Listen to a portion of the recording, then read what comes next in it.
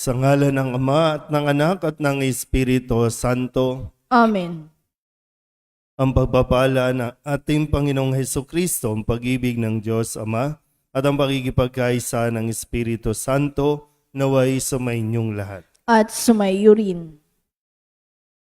Mga kapatid, tinipon tayo bilang mga kaanib na angkan ng Diyos, kaya dumulog tayo sa maawaing Panginoong nagpapatawad ng lubos.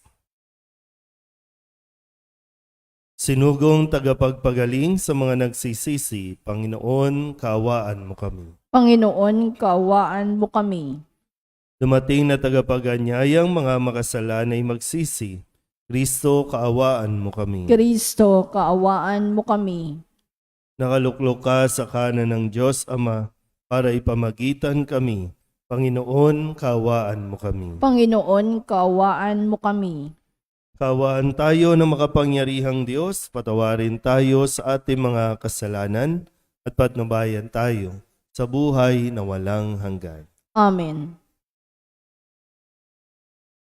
Manalangin tayo.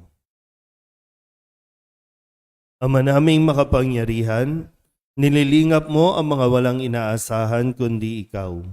Hindi maidarangal at hindi magiging banal ang sinumang sa iyo'y napapawalay.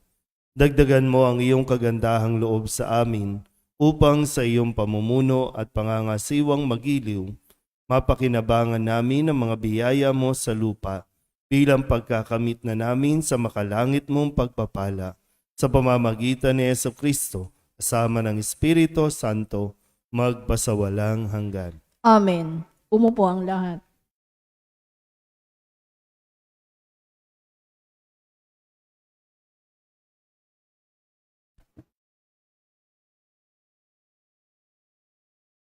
Pagbasa mula sa aklat ng Eksodo. Noong mga araw na iyon, ginawa ni Moises ang lahat ayon sa utos ng Panginoon. Kaya ang tabernakulo'y itinayo nila noong unang araw ng unang buwan ng 2 taon mula nang umalis sila sa Ehipto. Si Moises ang nagtayo ng tabernakulo. Inilagay niya ang mga tungtungan nito. Itinayo ang mga bastidor, isinuot sa mga argolya ang mga trabisanyo at itinayo ang mga poste. Nilatagan niya ng lona ang ibabaw nito at inatipan, tulad ng utos ng Panginoon. Isinilid niya sa kaban ng mga tapyas na batong kinasusulatan ng mga utos. Isinuot sa mga argolya ng kaban ang mga pasanan at ipinatong ang luklukan ng awa. Ipinasok niya sa tolda ang kaban ng tipan at tinabingan, ayon sa utos ng Panginoon. Nang mayari ang tabernakulo, nabalot ito ng ulap at napuspos ng kaningningan ng Panginoon. Hindi makapasok si Moises pagkat nanatili sa loob ang ulap at napuspos nga ito ng kaluwalhatian ng Panginoon. Sa paglalakbay ng mga Israelita, nagpapatuloy lamang sila tuwing tataas ang ulap mula sa tabernakulo. Kapag hindi tumaas ang ulap, hindi sila nagpapatuloy. Hanggang hindi tumataas ang ulap, hindi sila lumalakad. Kung araw, ang ulap ng kapangyarihan ng Panginoon ay nasa tapat ng tabernakulo. Kung gabi na may ang haliging apoy. Ito'y nasa isang lugar nakitang-kita ng mga Israelita at siya nilang tanglaw sa kanilang paglalakbay. Ang salita ng Diyos. Salamat sa Diyos. Salmong tugunan ang ating pong itutugon. Ang templo mo'y aking mahal, Diyos na makapangyarihan. Tayo pong lahat. Ang templo mo'y aking mahal, Diyos na makapangyarihan. Nasasabik ang lingkod mong sa patio mo ay pumasok. Ang buo kong pagkatao'y umaawit na may lugod. Sa masayang pag-awit ko, pinupuri ko, buhay na Diyos. Tugon. Ang templo mo'y aking mahal, Diyos na makapangyarihan. Panginoon, sa templo mo, mga maya'y nagpupugad. Mga ibong layang-laya sa templo mo'y nagagalak. may inakay na kalinga sa tabi ng iyong altar. O poon, hari namin at Diyos na walang kupas. Tugon. Ang templo mo'y aking mahal, Diyos na makapangyarihan. Mapalad na masasabi silang dooy tumatahan at palaging umaawit, nagpupuring walang hanggan. Ang sa iyo umaasay, masasabing mapalad din. Habang lumalakad, lalo mo nga silang palakasin. Tugon. Ang templo mo'y aking mahal, Diyos na makapangyarihan. Kahit isang araw lamang gusto ko pang sa templo mo, kaysa 1,000 araw na iba ang tahanan ko. Gusto ko pang maging bantay sa pinto ng iyong templo, kaysa ako'y mapasama sa masasamang mga tao. Tugon. Ang templo mo'y aking mahal, Diyos na makapangyarihan. Tumayo ang lahat.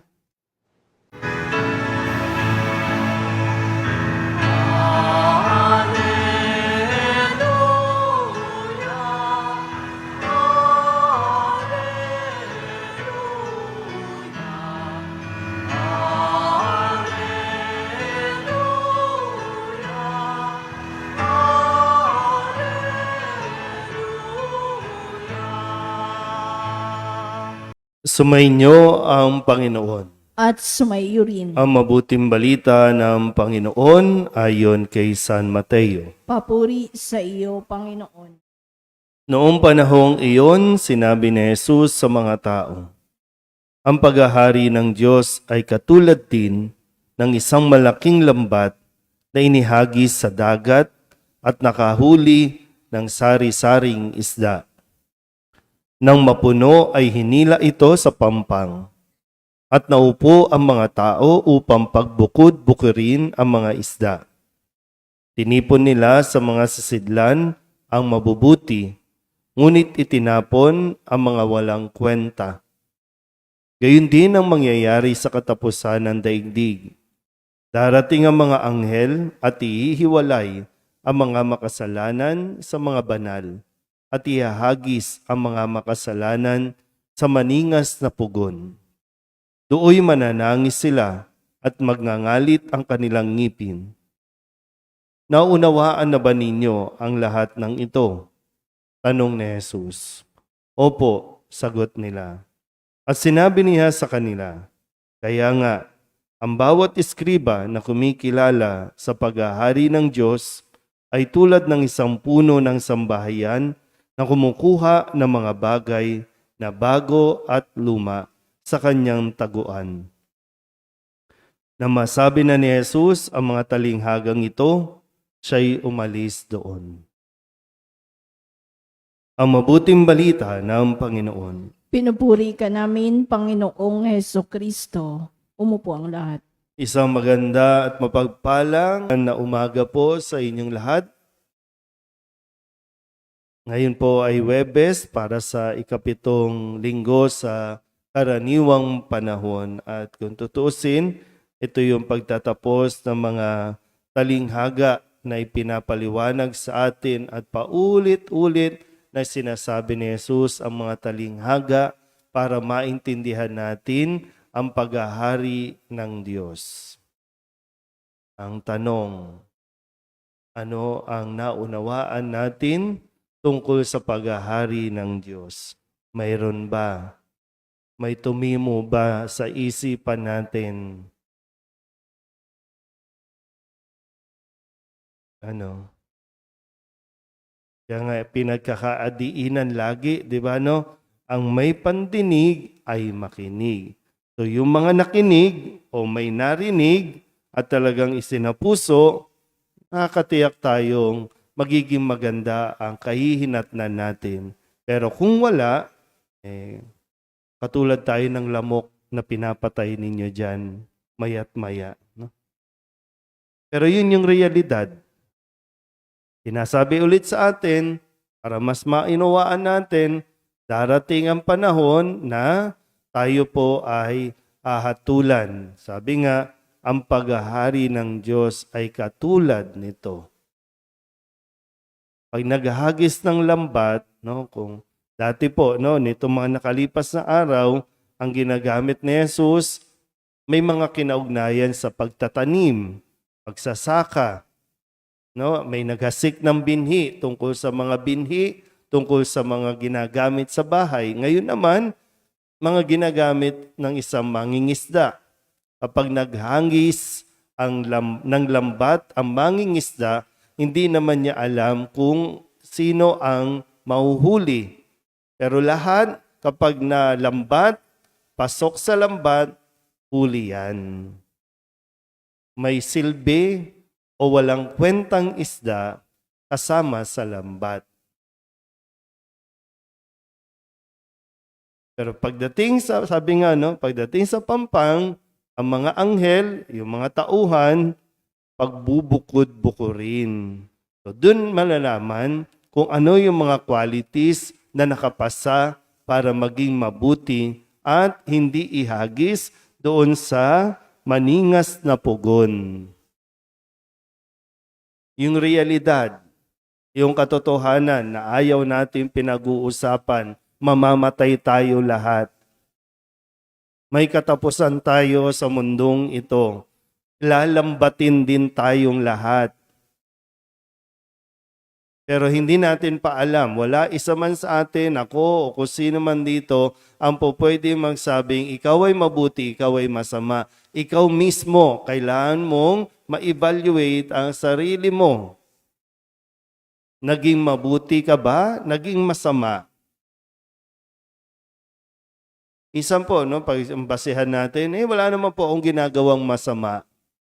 Pero wala ka rin ginagawang mabuti. Ganun na rin yun. Wala kang ginagawang masama. Lahat tayo pwede sasabihin natin, ba't ako? Wala naman akong ginagawang masama.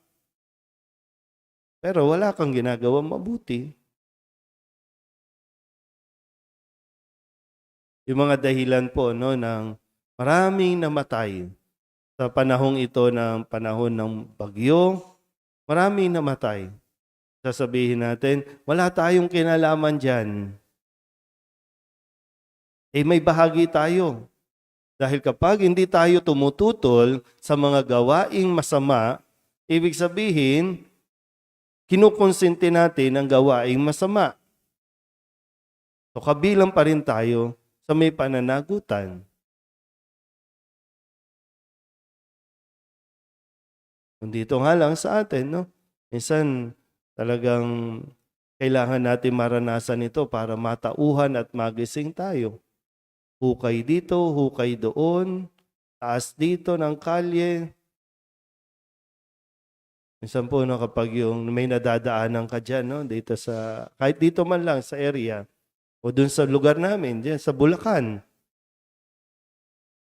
Dati pintuan. Ang pintuan na ngayon, bintana na. Ganun kataas. Pero naayos ba? Naayos ba ang baha? Hindi naman. Kasi hukay lang ng hukay. Wala namang daluyan ng tubig. At dahil naipon ng tubig, ayan, kinakagat kayo ng mga lamok. Pero wala tayong ginawa kasi. Hinayaan lang natin. So, pagdating ng araw, doon tayo hahatulan sa ayaw at sa gusto mo. Minsan gusto nyo mabuhay ng mahabang mahaba. Pag tinanong mo yung katabi mo, gusto mo na ba? Handa ka na ba mamatay? Ayaw po, ayaw po. Anong silbi mo sa mundong ito kung ayaw mo pa rin mamatay? Ihahatulan tayo. Tandaan natin, ha? Ang paghatol ay nasa Diyos. Wala sa tao. Mananagot at mananagot tayo. Kung tayo ba ay puro kwento lang, pero walang kwenta. Tandaan niyo po, no, lahat. Pag inihagis ang lambat, lahat mahuhuli. Maliit man o malaki, mabuti man o masama, uhulihin. Saka pa lang ito, hahatulan, saka pa lang ibubukod. Yun lang. Hindi ko alam, hindi natin alam kung nasaan tayo o saan tayo mailalagay. Mahirap po yung kapugon. Totoo po ang impyerno. Minsan kapag maganda rin yung medyo matakot din tayo, no? Kasi yung alam natin mahirap doon, no? Mahirap mabuhay doon, na habang buhay sinusunog. Kasi pag wala yan sa isipan natin, wala. Magiging bara-bara lang ang buhay natin. Pero mayroon tayong dalawang tinitingnan na buhay pagkatapos ng buhay dito. Sa walang hanggang apoy o sa walang hanggang kapayapaan. Mamili ka. Your choice, your decision. Pero lahat ibinigay na ni Kristo para maipaliwanag niya ang tungkol sa paghahari. Tandaan natin, hindi automatic na tayo ay nagsisimba araw-araw, sa langit tayo. Masigit nga ang hamon dahil araw-araw ko nagsisimba, paano natin ito isinasabuhay at paano ipinapakita o nakikita ng mga tao ang resulta o ang epekto ng pang-araw-araw nating pakikinig ng salita ng Diyos at pagtanggap kay Jesus sa banal na Eucharistia. Amen?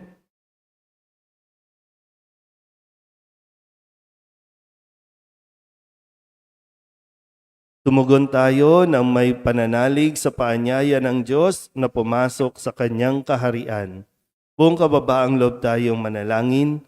Panginoon, dinggin mo ang aming panalangin. Panginoon, dinggin mo ang aming panalangin.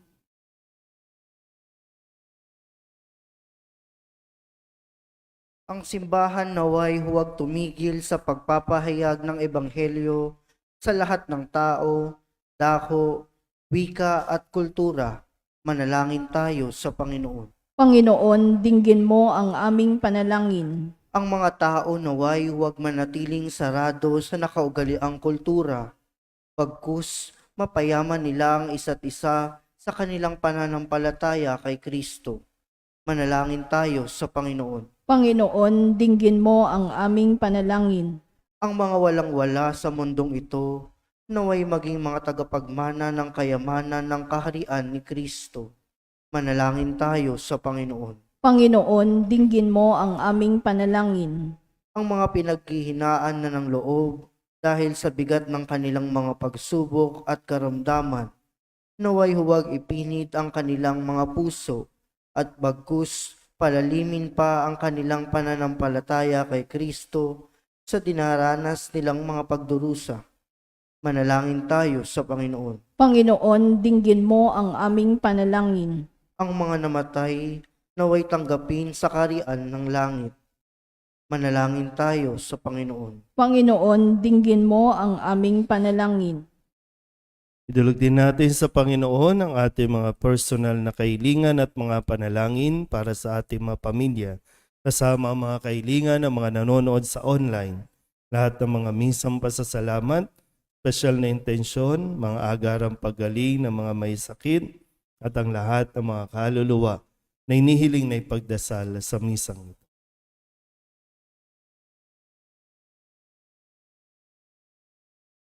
Ang lahat ng ito inihiling namin sa ngalan ni Kristong aming Panginoon. Amen. Umupo ang lahat.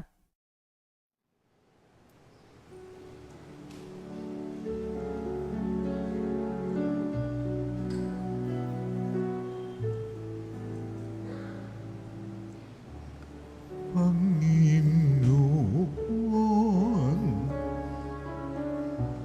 aming alay, itong alak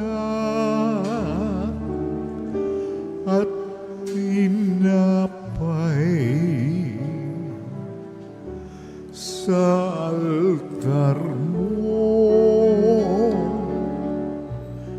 Ilalagay, tanggapin sa iyong kamay.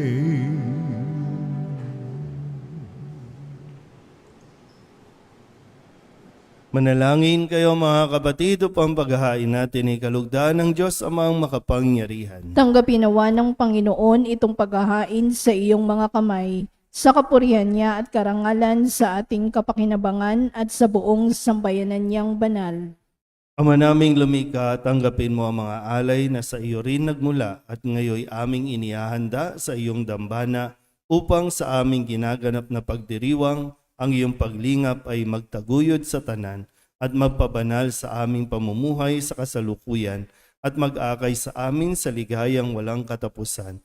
Sa pamamagitan ni Jesucristo kasama ng Espiritu Santo, magpasawalang hanggan. Amen. Sumainyo ang Panginoon. At sumaiyo rin. Itaas sa Diyos ang inyong puso at diwa. Itinaas na namin sa Panginoon. Pasalamatan natin ang Panginoong ating Diyos. Marapat na siya ay pasalamatan. Ama naming makapangyarihan, tunay nga marapat na ikaw ay aming pasalamatan. Sa iyong paglingap at kagandahang loob, ang tao'y nilikha mo at pinangangasiwa sa sansinukom. Sa hangad mong siya'y iwastong lubos, siya'y pinagdusa mo sa kanyang pagtalikod. Sa iyong paggiliw, iyong ipahintulot na makabalik siya sa pamamagitan ng Kristo Jesus. Kaya kaysa ng mga anghel nagsisiawit ng papuri sa iyo nang walang humpay sa kalangitan, kami nagbubunyi sa iyong kadakilaan.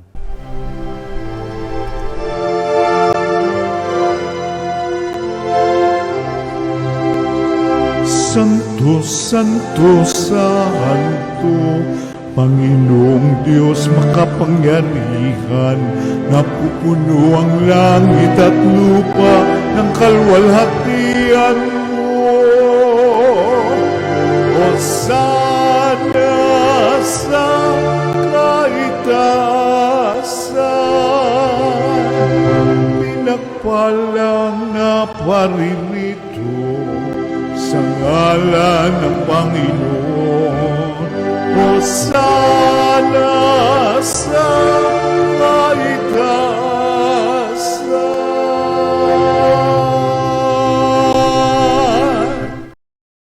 Ama naming banal, ikaw ang bukal ng tanang kabanalan. Kaya't sa pamamagitan ng iyong Espiritu, gawin mong banal ang kaloob na ito upang para sa aming maging katawan at dugo ng aming Panginoong Hesukristo.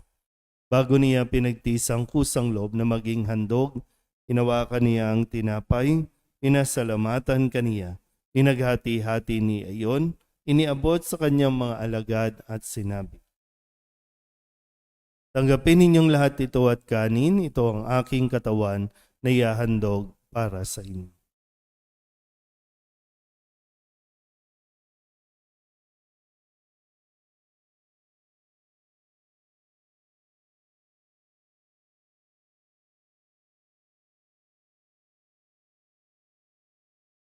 Gayun din naman nang matapos ang hapunan, hinawakan niya ang kalis, muli kaniyang pinasalamatan. Iniabot niya ang kalis sa kanyang mga alagad at sinabi, "Tanggapin ninyong lahat ito at inumin. Ito ang kalis ng aking dugo ng bago at walang hanggang tipan. Ang aking dugo na ibubuhos para sa inyo at para sa lahat sa pagpapatawad ng mga kasalanan. Gawin ninyo ito sa pag-alaala sa akin."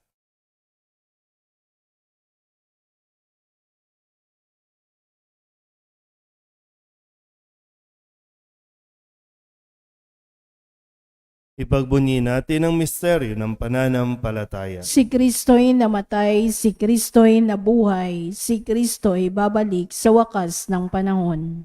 Ama, ginagawa namin ngayon ang pag-alaala sa pagkamatay at muling pagkabuhay ng iyong anak, kaya tiniaalay namin sa iyo ang tinapay na nagbibigay buhay at ang kalis na nagkakaloob ng kaligtasan. Kami napapasalamat dahil kami iyong minarapat na tumayo sa harap mo para maglingkod sa iyo. Isinasamo namin kami magsasalo-salo sa katawan at dugo ni Kristo ay mabuklod sa pagkakaisa sa pamamagitan ng Espiritu Santo. Ama, lingapin mo ang iyong simbahang laganap sa buong daigdig. Puspusin mo kami sa pag-ibig kay San Leon na aming Papa at ni Jose na aming Obispo at ng Tanang Kaparian. Alalahanin mo rin ang mga kapatid naming nahimlay na may pag-asang sila'y muling mabubuhay. gayon din ang lahat ng mga pumanaw. Tawaan mo sila at patuloyin sa iyong kaliwanagan. Tawaan mo at pagindapating kaming lahat na makasalo sa iyong buhay na walang wakas. Kaysa na mahal na Birhen Maria na ina ng Diyos, ng kabiyak ng puso niyang si San Jose. Kaysa ng mga apostol at ng lahat ng mga banal na namuhay dito sa daigdig na kalugod-lugod sa iyo, may pagdiwang nawa namin ang papupuri sa ikararangal mo sa pamamagitan ng iyong anak na aming Panginoong Hesukristo. Sa pamamagitan ng Kristo, kasama niya sa Kanya, ang lahat ng parangal at papuri ay sa iyo, Diyos amang makapangyarihan, kasama ng Espiritu Santo, magpasawalang hanggan. Amen.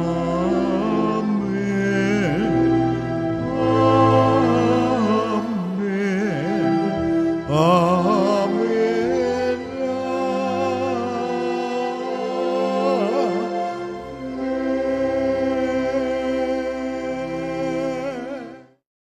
Sa tagubili ng manakagagaling na utos at turo ni Jesus sa Panginoon natin na Diyos, ipahayag natin ng lakas loob.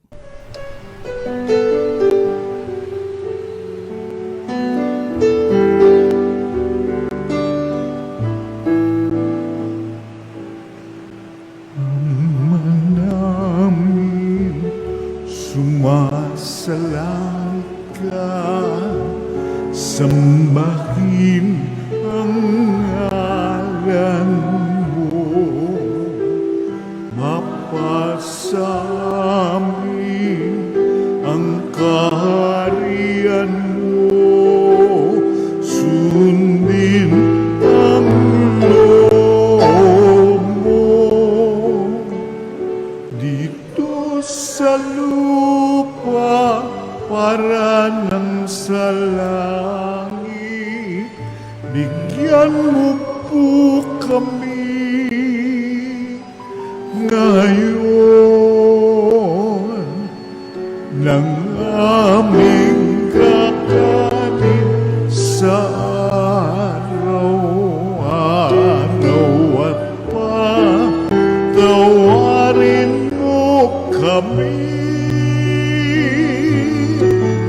sa aming mga sala para ng pagpapatawan namin sa nagkakasala sa amin, at huwag mo kaming ibang dulot sa tukso, at yadya mo kami sa lahat ng masama. Inihiling namin kami ihadya sa lahat ng masama, pagkalooban ng kapayapaan araw-araw, iligtas sa kasalanan at ilayo sa lahat ng kapahamakan. Samantalang aming pinananabikan ang dakilang araw ng pagpapahayag ng tagapagligtas naming si Hesukristo. Sapagkat iyo ang kaharian at ang kapangyarihan at ang kapurihan magpakailanman. Amen. Panginoong Hesukristo, sinabi mo sa iyong mga apostol, kapayapaan ang iniiwan ko sa inyo, ang aking kapayapaan ang binibigay ko sa inyo. Tunghayan mo ang aming pananampalataya at huwag ang aming mga pagkakasala. Pagkalooban mo kami ng kapayapaan at pagkakaisa ayon sa iyong kalooban, kasama ng Espiritu Santo, magpasawalang hanggan. Amen. Ang kapayapaan ng Panginoon ay laging sumainyo. At sumaiyo rin. Magbigayin po tayo ng kapayapaan sa isa't isa.